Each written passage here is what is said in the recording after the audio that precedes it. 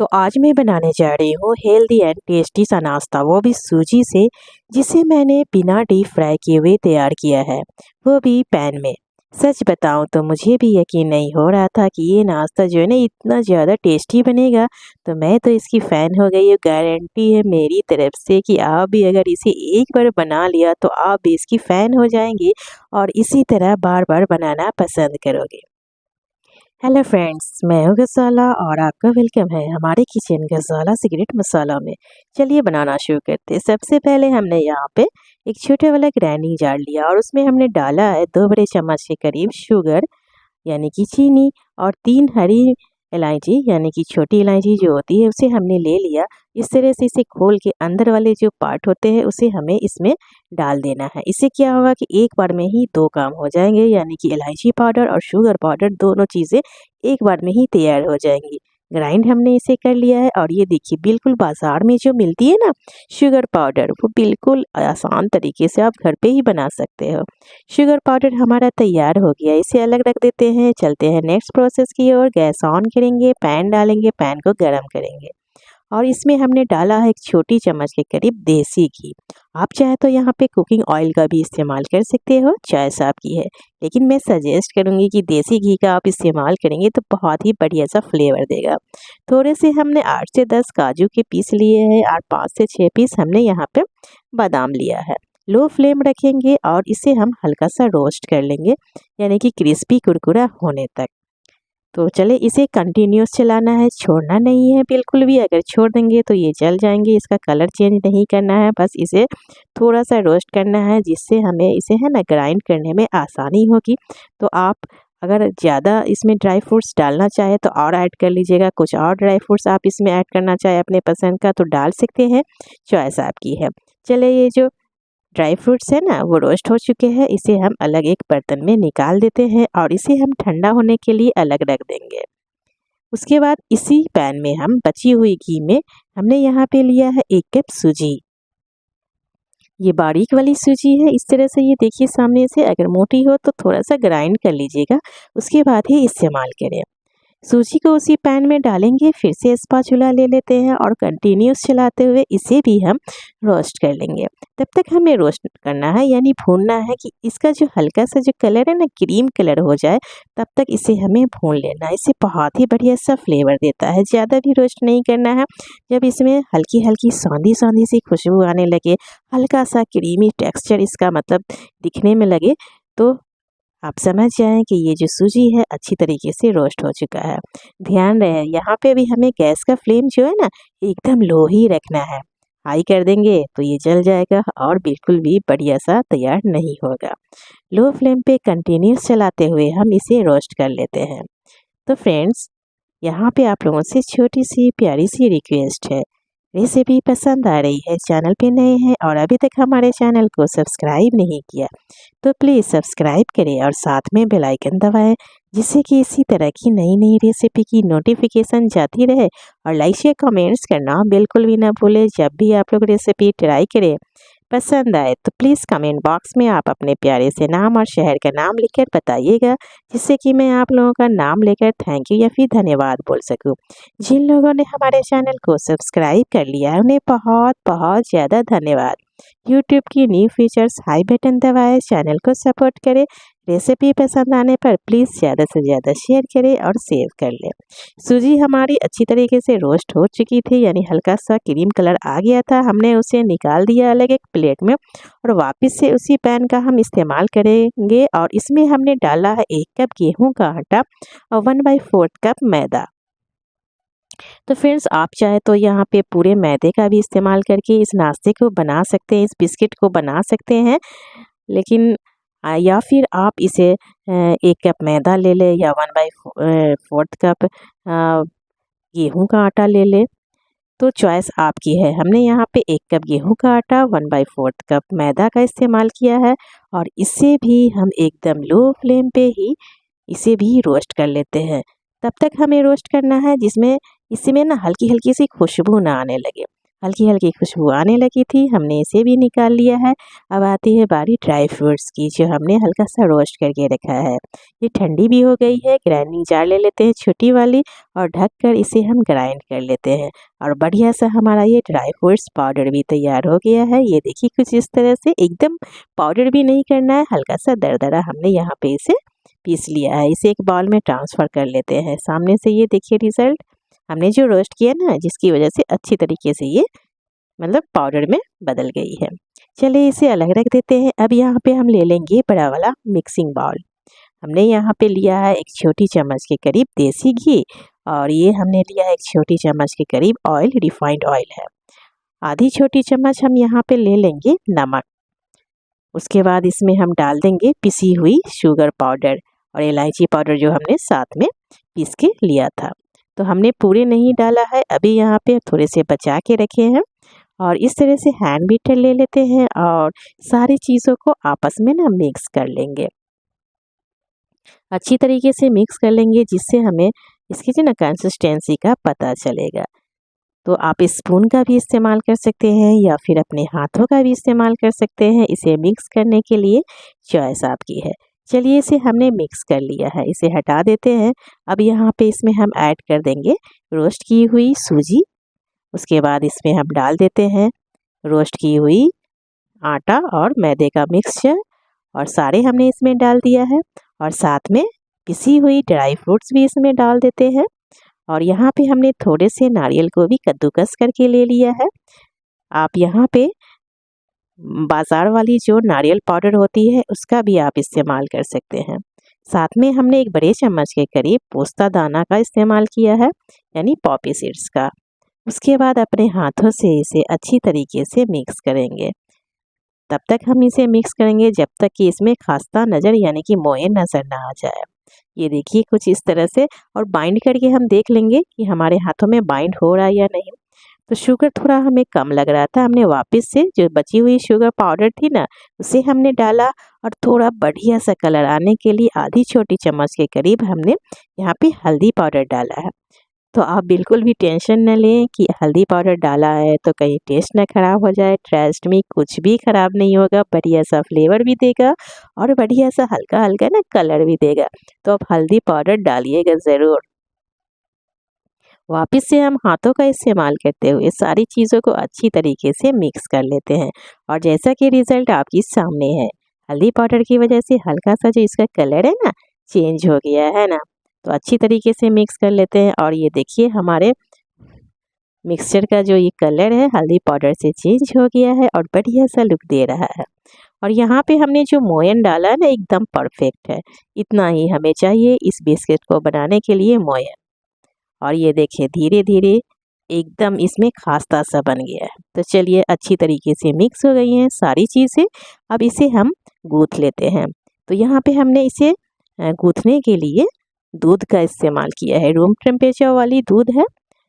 तो पहले एक बार में ही सारे दूध को हमें नहीं डाल देना है, थोड़े थोड़े दूध डालेंगे, यानी मिल्क डालेंगे, और हाथों का इस्तेमाल करते हुए इस तरह से मिक्स करेंगे। एक बार में डाल देंगे तो क्या होगा, आप लोग को तो पता ही होगा कि हो सकता है इसकी कंसिस्टेंसी बिगड़ जाए, सारा का सारा गीला हो जाए। और हमें इस डो को ना गीला बिल्कुल भी तैयार नहीं करना है, थोड़ा सा ना मतलब सख्त टाइप का हमें डो को तैयार करना है। तो धीरे धीरे इसमें हम दूध डाल देते हैं और मिक्स करते हुए जाएंगे। वापस से हम इसमें दूध डाल देते हैं। तो फ्रेंड्स आप चाहे तो यहाँ पे दूध की जगह पानी का भी इस्तेमाल कर सकते हैं, चॉइस आपकी है। लेकिन दूध डालकर बनाइएगा ज़रूर, बहुत ही बढ़िया सा फ्लेवर देता है। तो जैसा कि रिज़ल्ट आप सामने से देख रहे होंगे, जैसे जैसे मैं इसमें दूध डाल रही हूँ वैसे वैसे ये ना मिक्स हो रहा है। और यहाँ पे जो सूजी है ना, वो धीरे धीरे अंदर अपने अंदर एब्जर्व करती है, दूध हो या पानी हो। तो देखते ही देखते सारा दूध, यानी 1 कप हमने यहाँ पे दूध लिया था ना, तो सारा यहाँ पे इस्तेमाल हो गया। यानी कि हमें यहाँ पे इसे गूँथने के लिए 1 कप दूध का इस्तेमाल किया है। अब इसे हम इस तरह से हाथों से मिक्स करते हुए इसका बढ़िया सा डो तैयार करेंगे। आपको शुरुआत में लगेगी कि ये थोड़ा सा ना सख्त है और हमें पानी चाहिए या फिर दूध चाहिए, लेकिन डालना नहीं है। अगर डाल देंगे तो बाद में इसकी कंसिस्टेंसी बिगड़ जाएगी। जैसे जैसे आप मिक्स करेंगे धीरे धीरे ये सेट होता जाएगा और इसकी कंसिस्टेंसी एकदम परफेक्ट बन जाएगी, क्योंकि इसमें हमने जो शुगर पाउडर डाला है वो भी धीरे धीरे मेल्ट होगी और एकदम जो है ना एक दूसरे के साथ ये चिपकने लगेगी। तो ध्यान रहे, अब यहाँ पे कोई भी पानी या दूध हमें नहीं डालना है। धीरे धीरे सारी चीज़ों को इस तरह से समेटते हुए एक बढ़िया सा डो हमें तैयार कर लेना है। और ये देख सकते हैं आप, हमारा ये डो बनकर तैयार है। इस तरह से बाइंड करके हम चेक कर लेंगे ये बाइंड हो रही है या नहीं हो रही है। अच्छी तरीके से बाइंड हो रही है तो थोड़ा और इसे हम इस तरह से सेट कर लेंगे जिससे बढ़िया सा रिजल्ट दे, यानी कि स्मूथ और चिकना हो जाए। और इसी तरह हमें इस नाश्ते को बनाने के लिए हमें डो चाहिए, गीली बिल्कुल भी नहीं चाहिए। तो चलिए इस तरह से इसे हम सेट कर देते हैं और ऊपर से हम किसी ढक्कन या फिर किचन टॉवल से ढक कर के रखेंगे। तो लगभग 5 से 10 मिनट तक इसे आप रेस्ट पे डालिएगा जिससे ये सेट हो जाए। 5 से 10 मिनट के बाद वापस से हम डो को ले लेते हैं और इस तरह से हम फिर से इसे बाइंड करके चेक कर लेंगे कि यहाँ पे हमें और पानी चाहिए या फिर दूध चाहिए या नहीं। तो ये देखिए इस तरह से हमने बाइंड किया और दबा के भी देख लिया, एकदम परफेक्ट है, कुछ भी यहाँ पे एक्स्ट्रा डालने की ज़रूरत नहीं है। तो चलिए इसे चॉपिंग बोर्ड पे डाल देते हैं। हल्का सा ऑयल या घी ले लेंगे, क्योंकि जब इस तरह से हम दोबारे से इस तरह से सेट करें ना तो ये चॉपिंग बोर्ड पे चिपके नहीं, क्योंकि शुगर पाउडर जब धीरे धीरे मेल्ट होती है तो थोड़ा सा चिपचिपा होता है क्या। तो अच्छी तरीके से हम दोबारे से इसे मसल मसल कर सेट कर लेते हैं जिससे सूजी, आटा, मैदा सारी चीज़ें आपस में मिक्स हो जाए। सेट करने के बाद इसे हम डिवाइड कर लेंगे। तो इस तरह से हमने 2 भागों में बांटा है और इस तरह से हम लंबे आकार में घुमाते हुए स्मूथ सा चिकना सा इसे हम लंबा आकार दे देते हैं। उसके बाद इस तरह से हम बराबर हिस्सों में 1-1 इंच दूरी पर इसे काट लेते हैं। आप चाहे तो अपने हाथों से भी इसे रफली बराबर हिस्सों में बांट सकते हैं, चॉइस आपकी है। बचे हुए डो को भी हम वापस से ले लेंगे और उसे भी हम इस तरह से मसल कर तैयार करेंगे जिस तरह से हमने पहले तैयार किया है और उसी तरह से हम प्रोसेस कर लेते हैं, यानी नाइफ से इस तरह से बराबर हिस्सों में काट कर ले लेते हैं। इससे क्या होगा कि हमारे जो सारे नाश्ते हैं, सारे सूजी की जो बिस्किट्स हैं, सभी जो हैं एक बराबर शेप में तैयार होगी और एक बराबर शेप में तैयार होती है तो लुक बढ़िया सा देता है, बिल्कुल बाजार वाला लुक देता है ना। तो सारी डो को हमने इस तरह से बांट लिया है। अब इस तरह से हम इसके पेड़े बना लेते हैं। ये देखिए कुछ इस तरह से सेम प्रोसेस इस्तेमाल करते हुए हम इस तरह से इसका बढ़िया सा पेड़ा तैयार कर लेंगे। तो फ्रेंड्स, अगर डो में एक दूसरे में अगर थोड़ा सा कम या ज़्यादा लगे तो आपस में एक दूसरे के साथ बांट कर सारे पेड़े को एक बराबर कर लीजिएगा। थोड़ा सा इसमें से डिवाइड कर ले, थोड़ा सा उसमें से डिवाइड करके एक बराबर बनाकर तैयार कर लीजिएगा। और थोड़ा सा ना आप ध्यान रखिए, इसे हथेलियों से दबा दबा कर इस तरह से लोई तैयार करिएगा तो आपकी जो बिस्किट्स की जो शेप है जब आप इसे देने जाएंगे तो एकदम अच्छे तरीके से सेट होकर तैयार होगी। हथेलियों से दबा कर इस तरह से घुमा कर इस तरह से पेड़ा बनाकर तैयार कर लेना है। तो लगभग हमारी सारे पेड़े तैयार हो गई है। ये देखिए कुछ इस तरह से। तो इसे हम क्या करते हैं, एक प्लेट में अलग से ले लेते हैं। सारे लोई को एक बाउल में हमने इस तरह से ले लिया। अब यहाँ पे हम इसमें इस्तेमाल करने वाले हैं थोड़े से पोस्ता दाना यानी पॉपी सीड्स। इस तरह से हमने ले लिया है और साथ में हमने लिया है पिस्ता बादाम। थोड़ा इससे ना कलर बढ़िया सा देता है, ग्रीन कलर का। तो इसे हमने बारीक काट कर लिया है। आप चाहे तो अपने पसंद का कोई सा भी ड्राई फ्रूट्स आप इस्तेमाल कर सकते हो जो आपके पास अवेलेबल हो। अगर आपके पास पिस्ता बादाम ना हो तो आप स्किप कर सकते हैं, आप किशमिश, काजू, नारियल किसी का भी इस्तेमाल कर सकते हैं। इस तरह से हमने थोड़े से चॉपिंग बोर्ड पे पिस्ता बादाम और पोस्ते दाने को इस तरह से रखा और इस तरह से हम एक लोई लेंगे और हथेलियों से दबाते हुए फैला देंगे। ये देखिए हमारा एक बिस्किट्स बनकर तैयार है। वापस से हम थोड़े से पोस्ता दाना ले लेते हैं। हल्का सा जो लोई के ऊपर है ना, आप दूध या पानी हल्का सा लगा दीजिएगा जिससे ना ये ये पोस्ता दाना और ड्राई फ्रूट्स इसके ऊपर अच्छी तरीके से सेट हो जाए। हथेलियों से दबाना एकदम आसान है, कोई मुश्किल कोई परेशानी नहीं आएगी। गोल गोल इस तरह से घुमाते हुए दबाते हुए आप तैयार कर सकते हैं और एकदम एक बराबर से हमारा ये सारी बिस्किट्स तैयार हो रही, जैसा कि आप रिजल्ट सामने देख रहे होंगे। तो बस सेम प्रोसेस के साथ आप सारे बिस्किट्स को इसी तरह शेप देकर तैयार कर लीजिएगा। तो जैसा कि पिछली रेसिपी में हमने बोला कि जिन लोगों को हमारी रेसिपी पसंद आए तो कमेंट बॉक्स में प्यारे प्यारे कमेंट के साथ प्यारे प्यारे से नाम और शहर का नाम लिखकर बताइएगा। पिछली रेसिपी काफ़ी लोगों को हमारी पसंद आई और बहुत ही प्यारे प्यारे कमेंट के साथ प्यारे प्यारे से नाम और शहर का नाम लिखकर बताया। उनमें से कुछ नाम हमने शॉर्ट आउट किया है, जिनके नाम मैं लेने जा रही हूँ। भजन सिंह जिला बरनाला, जुमाना जी राजकोट से, विद्या जी दिल्ली से, रेणु सिंह जी इन्होंने शहर का नाम नहीं लिखा, मीना देवी जी कल्पी से, वीना सक्सेना जी देहरादून से, रूथनाथ जी लाहौर से हैं, माया वेदवाल जी चंद्रापुर महाराष्ट्र से, महेंद्र से जी इन्होंने भी शहर का नाम नहीं लिखा,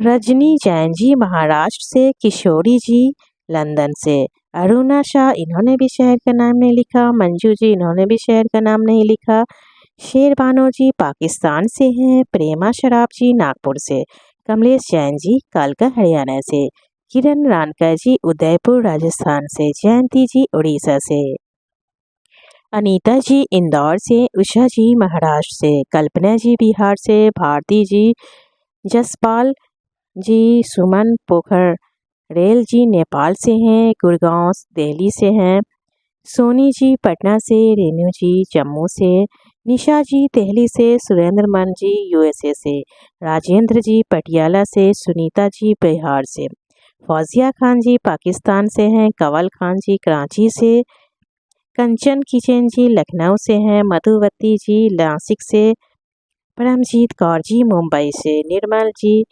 शिल्पा जी माया जी मेरठ से, रानी देवी जी झारखंड से हैं, सुमन दीदी बेतिया से हैं, हरदीप कौर जी दिल्ली से हैं, सुनीता जी दिल्ली से, आनंद जी अनीता जी इंदौर से, जयंती जी उड़ीसा से, विजेंद्र जी भोपाल से हैं। सारे प्यारे व्यूवर्स को हमारी तरफ से बहुत बहुत थैंक यू और धन्यवाद।